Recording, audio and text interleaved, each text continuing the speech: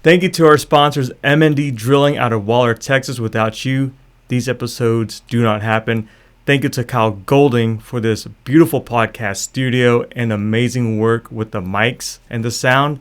Thank you to Marty Lynch for our intro and outro song. It's beautiful, it's awesome, and it will always be part of Defining Moments podcast. Today's episode is with Tarah Warren. Her fight from stage 4 ovarian cancer to starting one of the most dominant LLCs called Tenaciously Teal on this side of the Mason-Dixon. Please stay tuned to it. I'm gonna stand, I won't be seated. Wanna hold my head up high and stay undefeated.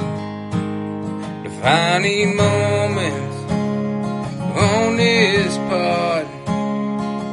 I'm American by the grace of my good God. How do you start your day in the mornings? Coffee, for sure, is my first thing. I actually have to make it the night before now, so I can just press the button in the morning. And then getting a workout in. Yeah. It's really important to me to move around and,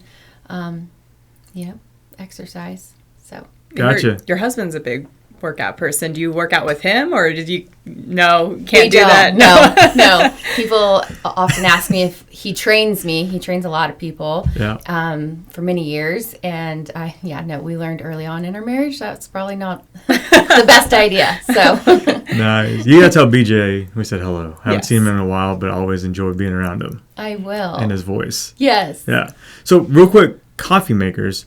My mother-in-law and brother-in-law bought me a coffee maker last Christmas, and I hope they listen to this because it didn't work, so they're going to replace it. I still haven't got a replacement, so what's a recommendation? I'm really basic on my coffee making. It's not fancy. I just need some half and half, and it needs to be hot. And Okay. I'm a happy camper. So. It doesn't matter what flavor or coffee brand? Starbucks I use the Starbucks ground. So, Okay. But as long as I have it in the morning and get a workout in, and I do some devotional time in the morning, some prayer Fantastic. time, That's great. and then I feel ready to start my day. Awesome. So, Well, would you mind blessing this podcast episode with you with a little prayer? I would love to. Okay. Yeah, thank you. Jesus, I ask for you to be in this conversation with us today, and that we would speak to what you want us to talk about, and maybe that there's somebody out there who needs to hear what you're laying on our hearts, and just give us wisdom. And we thank you for all the blessings you give us on a daily basis, Lord. We love you. Amen. Thank you so much. Thank you. Are you a big soccer fan? I'm not. No. Okay. Well, Why do you the reason I ask is because after every match, these players seek out other players and they give gifts and they take off their jersey because they're like, "Oh man, you're so awesome! I want to exchange jerseys with you."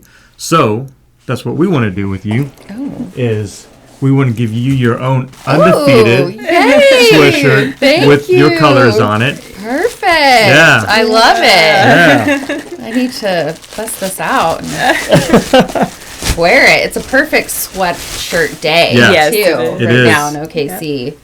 Ooh, I love it. Yeah. And that's on. Actually, we Thank actually you. have it on our website for you and anyone who wants to purchase it. All the proceeds will go to Tenaciously Teal. Oh, that's amazing. Yeah. Thank you. Yeah. So cool. Yeah. What a surprise. Thank you. And here's a mug. Oh, perfect. For my coffee. For your my coffee. For my basic Yeah. coffee. Yeah. But we made this mug especially for you. Oh, I love it. Oh, very cool. Yeah. I have all the teal in my house, more Awesome. and more over the years. Yeah. So I love this. This is a good cup, too. I like the feel of Sturdy it. This cup, is yeah, good. yeah. Yeah. We have Thank you. a dozen that we have out in the car that we'll give to you that we want to donate to. And you can Oh, donate to cool. whomever you want to give it out to. Oh, that's fun. Yeah. You know, the very first year we started giving out care packs for Christmas, I was like, oh, I want to do mugs. And so that's kind of a cool little throwback. There Yeah. So thank you. Yeah, Very absolutely. Tenaciously Teal. Let's talk about your journey into Tenaciously Teal. How did we get there? Yeah, so Teal's the ovarian cancer awareness color, and I found myself diagnosed with ovarian cancer. It was December 2012. I was 29 years old, and obviously any cancer diagnosis, it's unexpected, right? That's not in the plans. But I had also had some concerns of, just some pain and some difficulty. I'd been trying to get answers, and then was, finally told you have ovarian cancer. And not only did I have ovarian cancer, but it was very far advanced. So it was actually stage 4, which is the highest staging you can have in a cancer diagnosis. So yeah, I was scheduled for a very extensive surgery right before Christmas. And I always go back to, like, that's where Tenaciously Teal started, was during that hospital stay, even though I didn't know it was obviously going to be something, or that anything was going to come out of this ovarian cancer diagnosis besides being very sick and likely dying from what they had told me. Mm. So, but just really recognized people who didn't have support when I was in the hospital, and was really led to do something, and started passing out flower arrangements that people had sent me in the hospital to people who I noticed who were by themselves daily, day after day, because after I was recovering from this huge surgery, they want you to get up and start walking the halls to get better and to get stronger. And like I said, it was right before Christmas, so I was really motivated to get stronger and be able to go home for Christmas that year. And so I walked the halls frequently and just familiarized myself kind of with the people around, and was really impacted that there were people, day after day that never had visitors. They didn't have cards in their room. They didn't have flowers. And then I'd go back to my room, and I had all these flower arrangements, and people really from moving around all over the country who had, were reaching out to me. And that meant so much to me when you're going through such a difficult time. Mm-hmm. And it just didn't seem fair that there were other people who didn't have that support. So that's how it got started. Mm-hmm. So what pushed you ultimately into, okay, we got to start this organization? Like, what was that moment for you? It was, so after my surgery, and I'll backtrack just a little.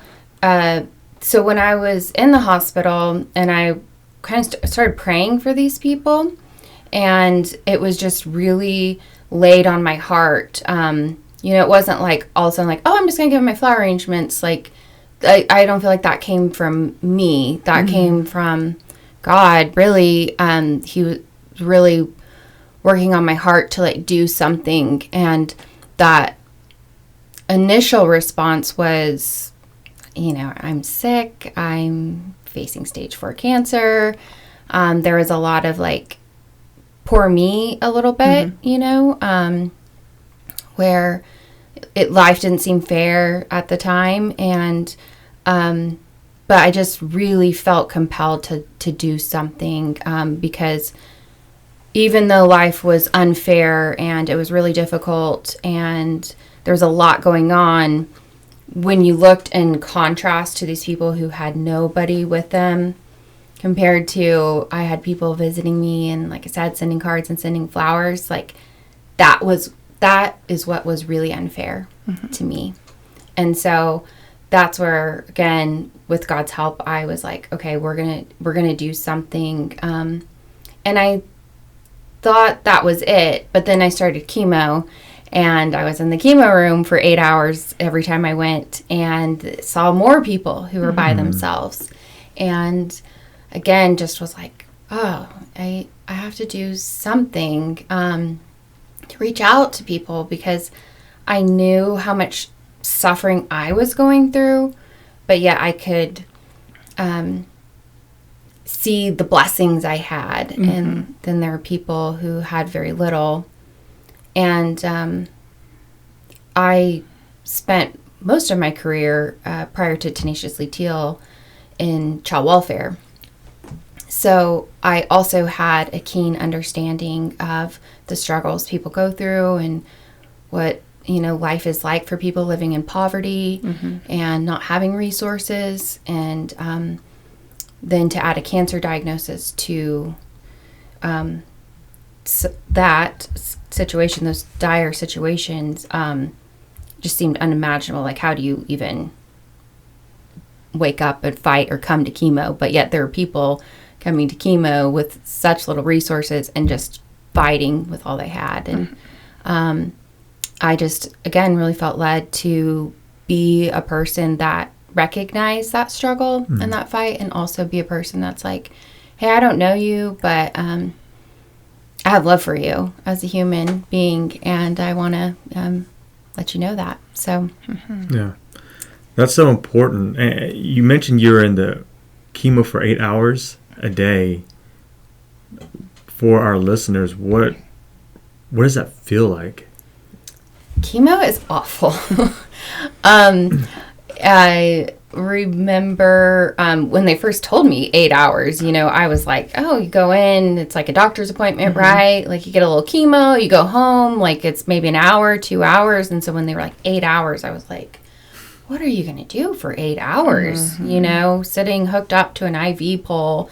And then chemo, like when they put it in you, for me, I remember just being like, oh, like it's poison, essentially, it's killing cells, and you feel that. I mean, it's excruciating. It's one of the hardest things I've ever been through, for sure. Physically, for sure. And how long did you have to do it? Was it every day? No, so I would go like twice in a week, and then have like a week, and then go once, and then have a week off. That's the other thing that was surprising to me about chemo, is like how regimented it is, and then also some of the schedules. Like, everybody's schedule's different, but they have it down to a science, right? Where they're like, okay, you're a Tuesday, Wednesday, and then Wednesday, and then you get some time off to recover and go back, do it again. Yeah. How long was this entire process? So I had 6 months of really intense chemo. I actually did what they call intraperitoneal chemo. So my port, a lot of people's ports you'll see like are up on their collarbone. Mine was on my stomach. So they'd fill my stomach up with chemo. And I did 6 months of that.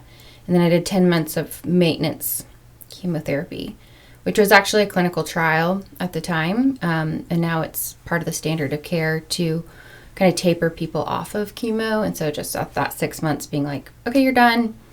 This was like a trial to be like, how does this work as far as survivorship and reoccurrence? So I'm kind of proud of that I signed up for the trial, and now it's like, yeah, it worked. Yeah, yeah, for sure. You talked about 8 hours twice a week, then once a week, then every other week you went back to that regiment.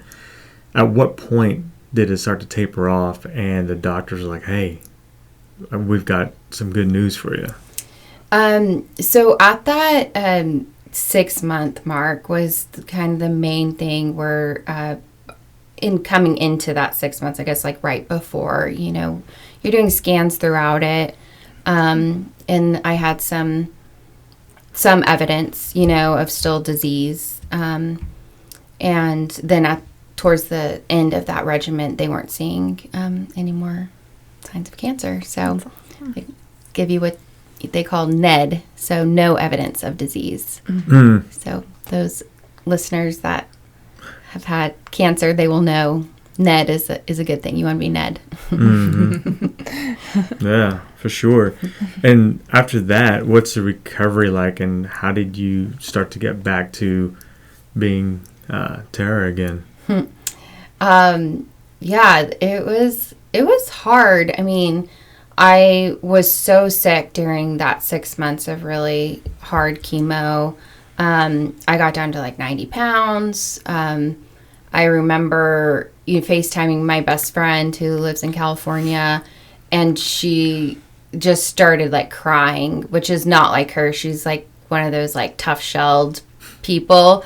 But when we had FaceTimed and she saw me, she was just really impacted by how bad I looked. I got really, really sick.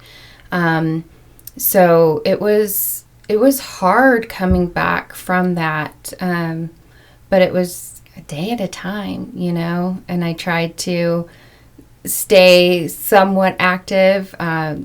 And active for me at that time was walking around the couch a couple times, you know, and like on a good day, maybe I did 5 times. So it was just kind of a slow recovery for sure.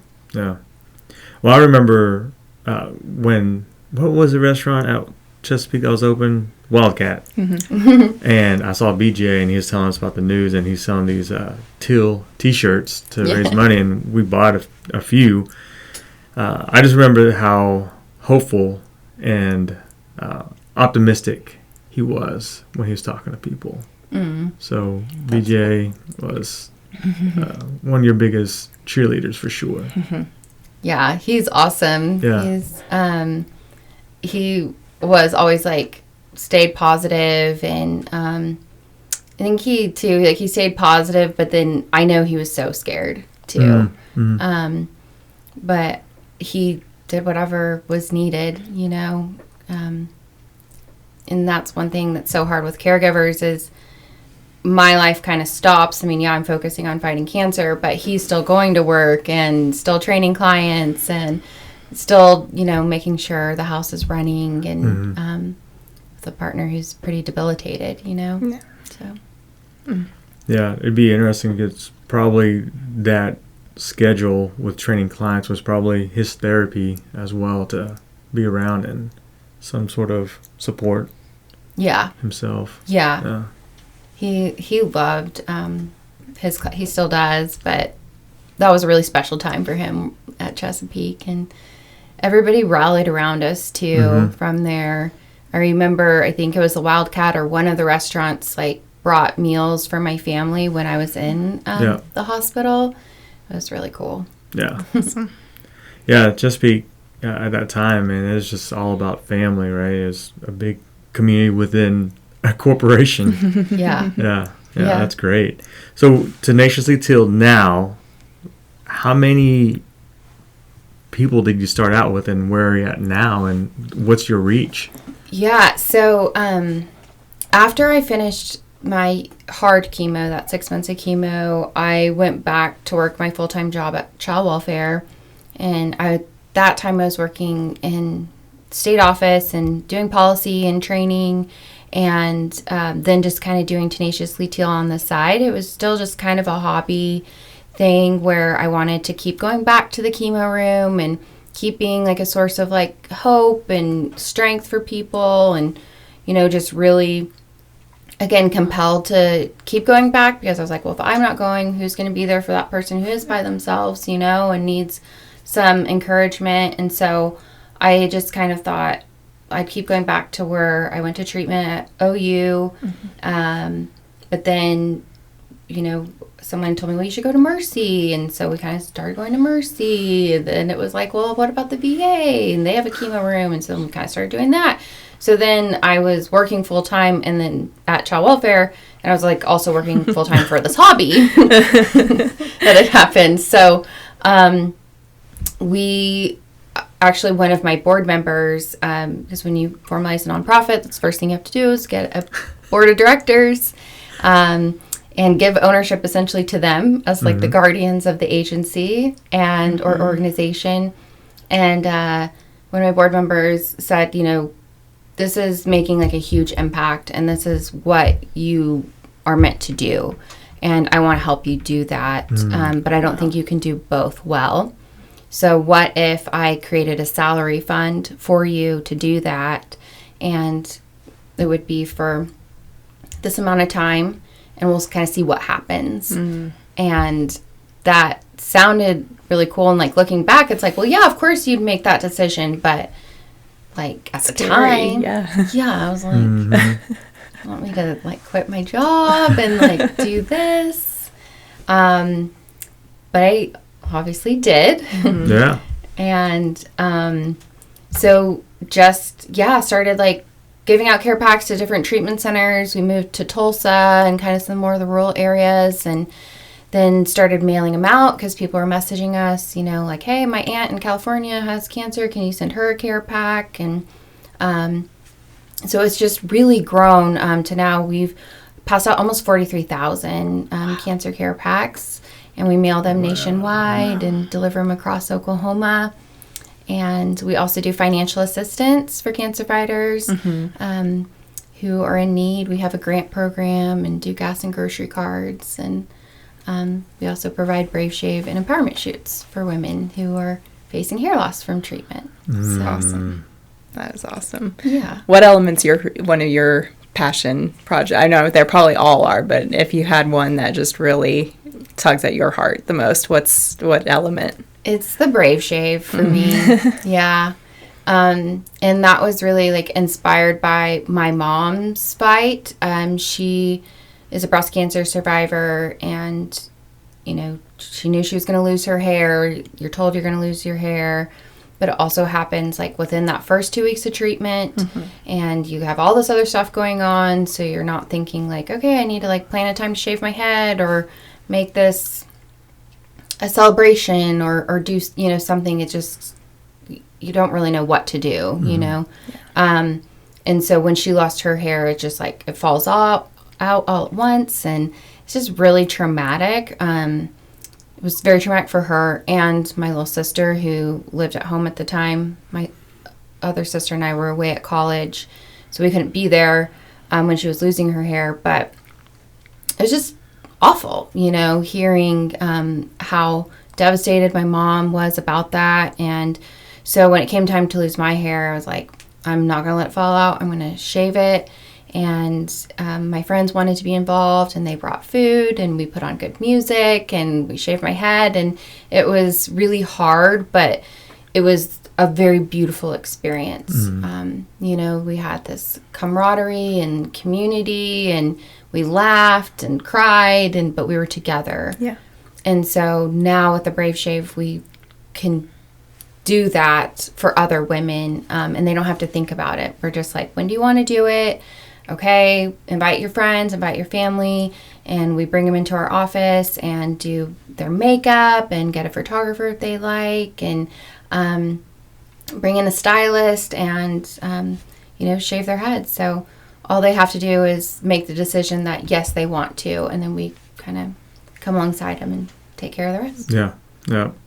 I've seen a lot of the Instagram posts that you have, so I troll you. Yeah, cool. Check it out. I think it's amazing. It's so inspiring what you and the whole team is doing for just cancer and Thank you. awareness, and how to make people try to feel as comfortable as they can in the situation that they are in, right? Yeah. So, yeah. How do you like to be encouraged? You're an encourager to other people. How do you like to be encouraged? Oh, that's a good question. I guess, my friends will tell you I'm not always great about taking compliments. I've gotten better. I think something I've worked on in therapy, actually, on the, so you complimented me and I said, thank you. And Yeah. I think my encouragement, I think if we were talking about like Tenaciously Teal, comes from seeing people like happy and like benefiting from it, and just feeling better about like being in such a difficult time. Like that's how I'm encouraged to like keep going and keep working hard and keep doing the ministry for sure. Yeah. If you were to write a book about yourself, what would the title be? Oh, these are That's good but hard questions. I mean, strength, fight, like something around that. We have a tagline, "Fight like a girl," that I've kind of had from the beginning of my fight. So probably something, "Fight like a girl." Yeah. I like that. Yeah, it's a fun tagline. Thank you. Yeah. I like to tell it to guys in the chemo room too, because they're sometimes maybe a little gruffer, they're not as touchy-feely, but I'm like, I like to say fight like a girl, and they're like, oh. Usually get to laugh from us. That's good, though. Yeah. Right? Yeah. That's what they need. Exactly. So what type of fundraisers do you all do for Tenaciously, Teal? So our biggest one is care packs and cocktails. And so we do that the summer every year. And that has grown from, our first one was in 2016. So when the board member came to me and was like, hey, we'll do a salary fund. And I remember sitting at my desk, first of all, questioning what I did, because I'm like, oh my gosh, I don't know how to run a nonprofit. Like, what am I doing? Then I'm like, I guess we need to have a fundraiser, right? Keep this going, and so we can do the work. And so we had just a private invite fundraiser at a house downtown here in Oklahoma City, and we had 40 people. And then this last year we had almost 1,000 people at the Criterion. Wow. So for care packs and cocktails. You guys should come. That's great. Yeah, we'd Yeah. love to to. have you. Yeah. We should do that next year. Yes, we will. July 20th. Yeah. Okay. Yeah. All right. We've already started planning. Yeah. Okay. So, yeah. And we do a fashion show of cancer survivors That's and talk about encouragement. Like, that's one thing to keep, planning a gala is it's crazy. It's really stressful.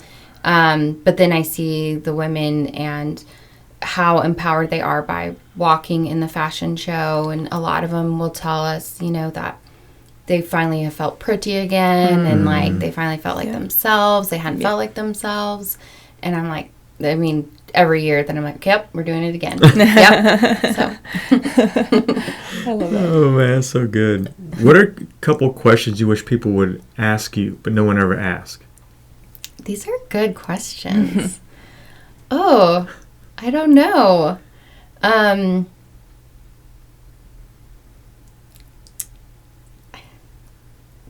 That's a hard one for me because I'm an open book. I'm always happy to answer questions, but I don't necessarily haven't thought of I wish someone would ask me that question. What's a question you're afraid to ask me right now because you're afraid I might not want you to ask me? That's a good one. I'll throw it back at you. Yeah. Was there a point in time when you were fighting that you're like, I'm not going to make it? Yeah, there was for sure. Because you are so sick and then you see so many people losing their battles, while you're also going through it. Then plus, before I was diagnosed, I lost a cousin at a young age to cancer. So it was just very, death was very tangible to me. Sure. But I had so much hope in my faith and my belief in heaven that it wasn't as scary as maybe it should have been. I was more concerned about, my husband and my family. If I was going to die, what they would do, without me. Not that I'm just carrying the family on or anything, but the grief, that's what made me really sad, is them having to experience grief. So yeah, of course.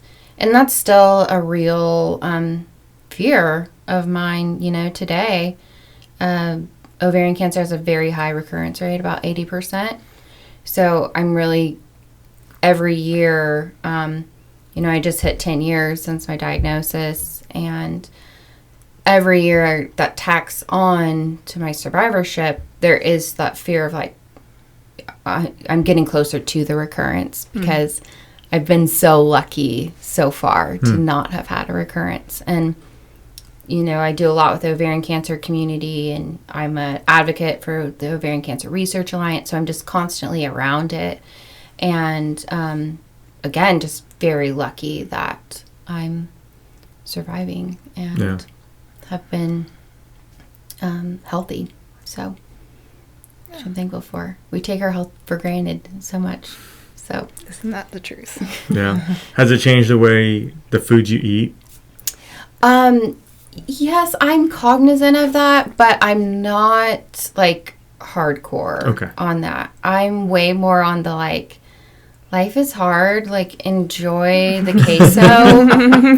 Like that also a book title. Yeah, there you go. Life is hard, enjoy the queso. That's true. Yeah. Fight like a girl, enjoy the queso. Oh my gosh, I think that's a book that needs to be written by you. Yeah, I love queso. Yeah, that you and BJ should co-write a book. You should. He is very inspiring. He's got a lot of wisdom to share for sure. Yeah. It'd be interesting to have him on the show and, him like, hey, Wong, have you been working out? You should have him on the show. He's in this group right now with some CEOs in the community, and he's challenged them, and it's been really cool. I've been really proud of him to hear. Yeah. So. What industry of CEOs? Oil and gas or just CEOs? Mostly oil and gas, but a few others. Wow. Businesses. So, yeah. So is he coaching them or like strength and conditioning coaching them? No, he's just going. There's a group in the city who they just kind of get together to have like wise talks and like challenge each other, and they have a moderator, and it's kind of intended like to have like different faith backgrounds and different people to just kind of challenge each other in their thinking. So it's kind of cool. That's really cool. So what are some ways that people could get plugged into Tenaciously Teal who are maybe passionate about this as much as you are and maybe haven't even heard of it, and what ways can they get plugged in? Yeah, well, so we always need volunteers. We distribute about 500 care packs a month. So we actually have volunteers at the office right now, working, packing care packs, sorting, mailing, weighing. We're kind of a little postal center, honestly, in our warehouse. So they can go to our website. It's teal.org, or connect with us on Instagram or Facebook. But we do have volunteer days every Thursday. That's awesome. And if there's any stylists or photographers, makeup artists who are listening to this and want to get plugged in with our Brave Shaves or empowerment shoots, we always need people for that. Love to have you. And then, of course, Care Packs and Cocktails is coming up, so July 20th. So we'll have tickets on sale at the first of the year, and have applications out for survivor models. And That's awesome. So on Thursdays is volunteer day to come up and...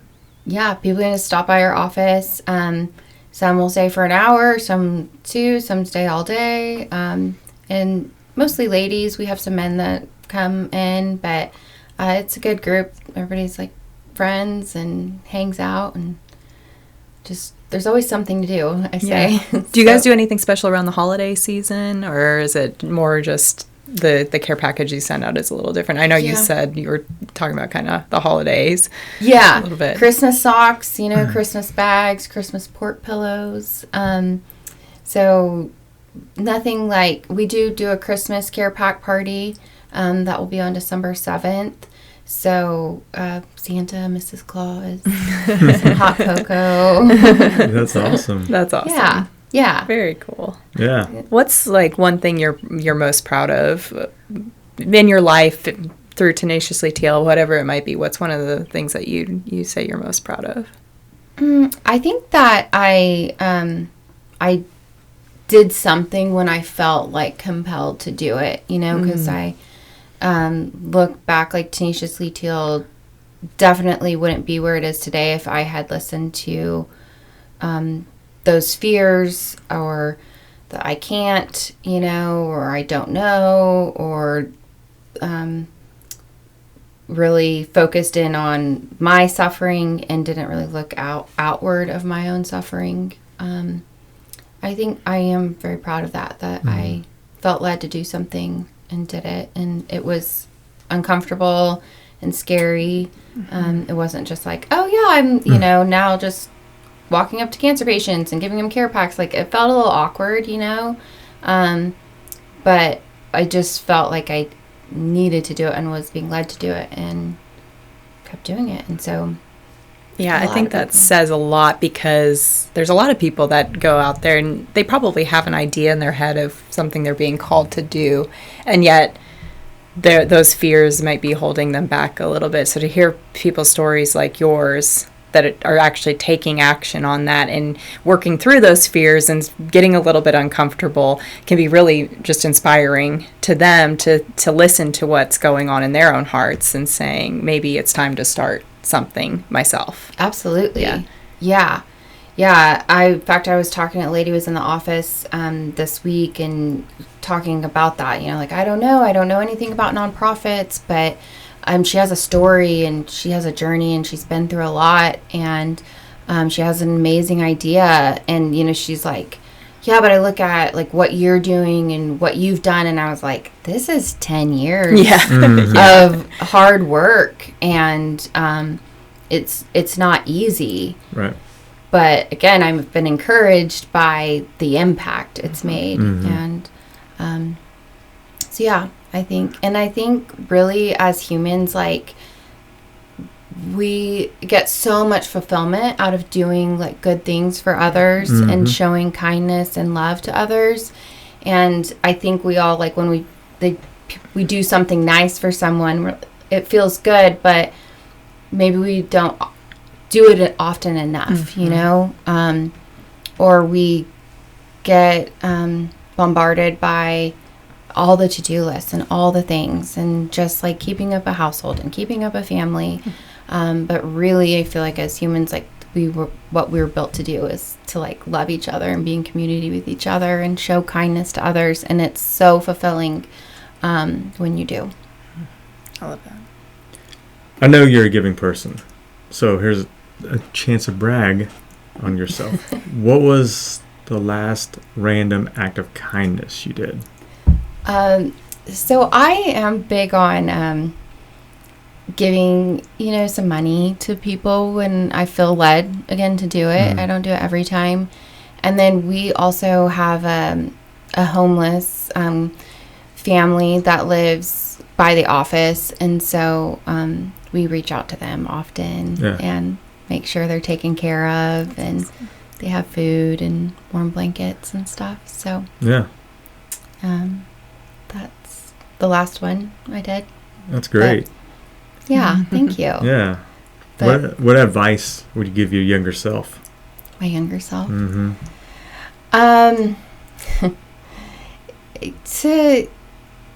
What would I tell my younger self? I think as a younger adult, I was caught up in, if I like do something, it had to be, I have perfectionist tendencies, right? And to not worry so much about some of that. And then, I grew up in a very religious community, and I think that's been the biggest thing coming up into my adult life is that God isn't worried about the, like, did you do this and do that? Did you do, and that's how I was raised. And it's more about the relationship with God and just loving him, and then really realizing how much he truly loves us. It's not about the acts or if you followed the manual or everything to a T. It's about being a good person. That's so good. That's so good. If you were sitting in Margie's chair, what would you ask yourself? What would I ask myself? I'm sorry. I am like failing on these. Like, I'm a terrible interviewer. He asks tough questions, yeah, even for me. I love it. It's good. I'm blanking. We covered all the topics. She wouldn't ask herself anything. I'm terrible at that though, because I am not good at like bragging on myself or bringing attention to like anything necessarily. Like I'm really good at like covering the, this is what we do in Tenaciously Teal and my passion for it. So Do you surround yourself with people then? Because I'm similar in a lot of respects to you. I like to show that I'm doing the work, and I don't need you to tell me I'm doing so great at the work. I'm going to show you through my actions. Yeah. Do you surround yourself with the people then that are like, shout it from the rooftop, we do this and we're so awesome? And so yes and no. I mean, I have a girl that works for us now, and Cameron, if she watches this, I love her because she is so good at that. Yeah. Like she will, she's good at a lot of things that I'm not, which is why we make a great team. But like she is like, Tenaciously Teal does this, and we've done this and that, you know? And I'm like, oh, it's like giving me a little bit more encouragement to be like, okay, yeah, like I should be more proud of it. But I just, I guess, probably like how I was raised, wasn't raised like that, where I'm just kind of, like you said, like humble and ready. Yeah, just ready to show you through action. Do me. But I think definitely like in this last year, I've started to at least appreciate internally in my own brain what I have accomplished. And a lot of that is because when you look back at like the contrast of like, okay, here's where we started and here's where we are now. And even like our first office, you know, was just this little room and we had one shelf, and now we have a 3,000 square foot, you know, warehouse, and like we have all the shelves and industrial shelving that goes 10 feet up. And, you know, so when you look back at that, I'm like, man, wow. Yeah. I did do that because I'm it's not just me, but you know, the drive behind it, and the drive really comes from helping people and seeing the impact. So well, we see the impact. We see what you have done, are currently doing, or going to do futuristically, and seeing your journey through Instagram and through BJ, of course, of knowing him for quite a while. And so we're honored that you have taken the time to come on the show, because we are impacted by your optimism. So we appreciate you for that. Thank you. Thank you for having me. Yeah, well, we're not done. We got a couple more questions. Oh, okay, good. Yeah. Are they hard? Yeah, well, I mean, we're talking about coffee earlier. You take yours pretty simple. Yeah. Yes. If you were to have coffee with 3 people, who would they be? If I was to have coffee with 3 people, famous or just in general, who I would have coffee with? If I could have coffee with my nanny again, I would.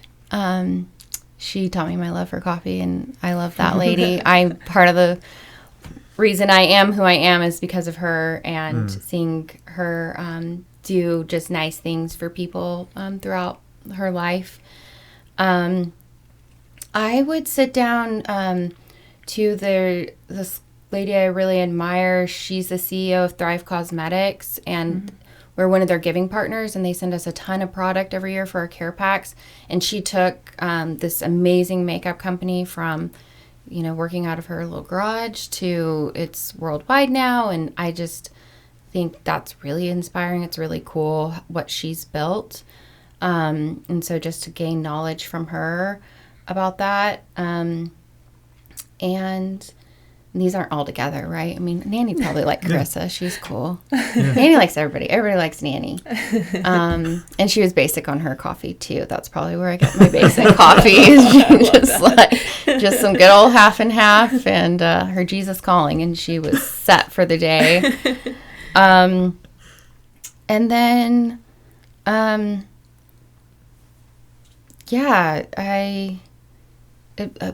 mean, not to be sad about this question, but I lost my best friend in a car accident in 2003, and I would love to sit down with her just for one more little chat, for sure. Awesome. Yeah. That's one of my hopes for heaven, is I get excited about seeing those people. Yeah, that's so good. How does Tarah want to be remembered?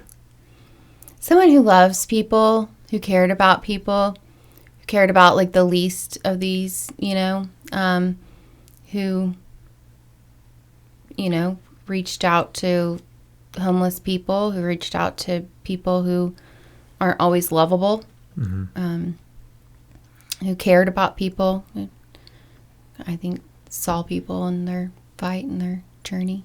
That's awesome. And someone who fought like a girl. That's right. Yeah. I like it.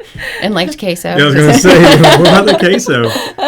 I did see an advertisement for queso on my way here too. It was like the best queso in OKC, and I'm having it on my mind. So who is it? I don't know. It's some new Mexican restaurant right down here. In Midtown? Downtown? Yeah, right across from the park. They have a big billboard. Kyle, do you know? Could be the Lazy Donkey. Oh. It's right there. It says authentic, Ah. best. He's They were going to have scoping the it best out. white queso in OKC. If you try it, I need to know. I've never had white queso, so I don't know. What? I'm Yeah. sure you've had white queso. You just don't. People don't call it white queso, so you're just probably not. It's white. It's just whiter. Is it made by Blanco. It's like made with different cheese. Oh. It's not white people. That's what I was gonna ask. I was like, hey man, hey dude, this yellow queso, whatever, man. Yeah, okay, yeah. Made by Asians. Speaking of food, does pineapple belong on pizza? I'm not a fan. Me neither. No. I will be on this island forever alone. Margie is. Kyle, 3 versus 1. Our sponsors of the show love pineapple on pizza. Is that like, do you have to talk about? the No. kind of- okay. No, it just was food. I was Okay. like, that's one of my questions I like to ask just because I like to Okay. get a pulse. Yeah. Cause, No, yeah. but Nanny did. She liked the Hawaiian. Oh, yeah. That was my papa, grandpa Yeah. loved. Wonder if Canadian Senior bacon Chief would. pineapple. Yeah. Wonder if he likes pineapple on I'm pizza. sure he would. I mean, it's not a racial thing. It's just a question. Yeah. Come on, Senior Chief. Honest question. Yeah. Yeah. So how do people get in touch with you? They can go to our website, teal.org. Like I said, Instagram, Facebook. Our office phone number is 405-753-4496. Awesome. So there's a cancer fighter out there that wants to talk, and I'm always happy to do that. And if we can support them in any way, that can be nationwide, but if they're in Oklahoma, they're welcome to come by the office and have some basic coffee with me if they want to. That's so good. So good. And then Thursdays can volunteer. Yes, they Yeah. can come in then. Yeah. Do you have But to we're there. schedule? No, just come. Yeah, we'll always have someone there. So, I'm going to get my team to come out there and volunteer on Thursday. yeah, we'd love that. Our staff. That'd be fun. Yeah, for sure. And we can always bring a care pack party to your office as well. So we did that. There's a law firm down here. We brought a care pack party down there, and we're going to a bank next week. Wow. So yeah, That's great. it's been a cool way to the community to get involved. And people are always looking for ways to give back, and they don't Yeah. necessarily know how. And that's one thing I love that we do is we make it easy for people, and then especially when it's for cancer, everybody knows somebody fighting cancer. And so I found that it's been really therapeutic for Yeah. people to, make these care packs and know that they're going to somebody who's fighting. Fantastic. Well, Tara, thank you so much for your Thank time. We you. appreciate it. Yeah, Absolutely. it's an honor. It's an honor, too. Yeah, thank Yeah, you. so good. I'm gonna stand, I won't be seated. Gonna hold my head up high and stay undefeated. Defining moments on this pod, 'cause I'm American by the grace of my good God. I'm American by the grace of my good God. I'm American by the grace of my good God.